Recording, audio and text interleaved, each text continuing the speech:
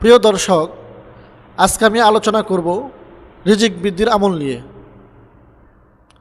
অর্থাৎ কোন আমলগুলো করলে রিজিক বৃদ্ধি হবে। তো আসুন আলোচনা করা যাক। রিজিক বৃদ্ধির 1 নম্বর আমল হলো নিয়মিত ইস্তেগফার পাঠ করা, অর্থাৎ বেশি বেশি আস্তাগফিরুল্লাহ এই শব্দটা বেশি বেশি পাঠ করা। কমপক্ষে প্রতিদিন 100 বার পাঠ করার চেষ্টা করা।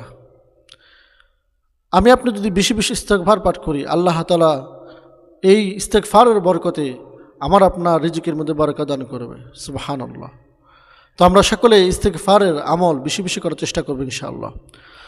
2 নম্বর আমল হলো নামাজ ঠিকমতো আদায় করা, অর্থাৎ 5 ওয়াক্ত নামাজ সঠিক সময়ে মসজিদে যে আদায় করার চেষ্টা করা, জামাতের সাথে 5 ওয়াক্ত নামাজ আদায় করার চেষ্টা করা।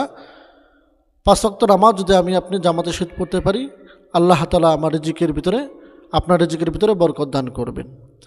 3 নম্বর হলো তাকওয়া অর্জন করা, অর্থাৎ আল্লাহর ভয়ভীতি, সমস্ত গুনাহ থেকে পানাহ চেয়ে সঠিক পথে সরল পথে চলার আল্লাহর কাছে তৌফিক চাওয়া, গুনাহ পরিহার করা।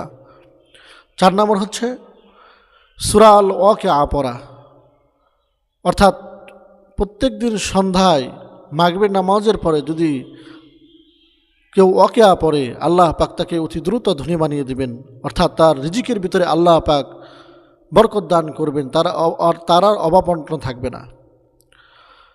5 নম্বর আমল হলো ফজরের পর জিকির করা, অর্থাৎ ফজরের নামাজ শেষ করে মাসনুন আমলগুলো সহ জিকির আজগার সুবহানাল্লাহ 100 বার, আলহামদুলিল্লাহ 100 বার, আল্লাহু আকবার 100 বার, এইভাবে জিকির পাঠ করায়। জিকিরের মাধ্যমে আল্লাহ পাক আপনার রিজিকের ভিতরে বারাকা দান করবেন।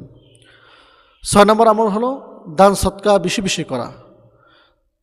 আমরা মনে করি যে দান সদকা করলে রিজিক কমে যায়, না, রিজিক কোনো হ্রাস হয় না, বরঞ্চ দান সদকার মাধ্যমে আপনার রিজিক আল্লাহ পাকেরও বৃদ্ধি করে দিবে।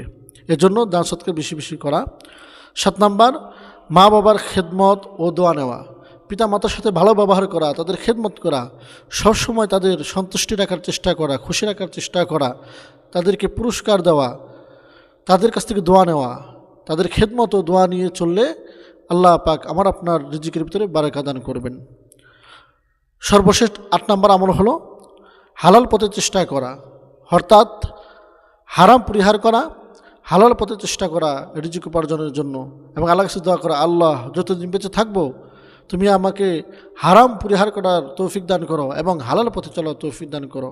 তো প্রিয় দর্শক, এই 8টি আমল যদি আপনি করতে পারি, তাহলে আল্লাহ পাক রব্বুল আলামিন ইনশাআল্লাহ আপনার রিজিকের ভিতরে বারাকা দান করবেন, দুনিয়া এবং আখিরাতের সমস্ত পেরেশানি দূর করে দেবেন।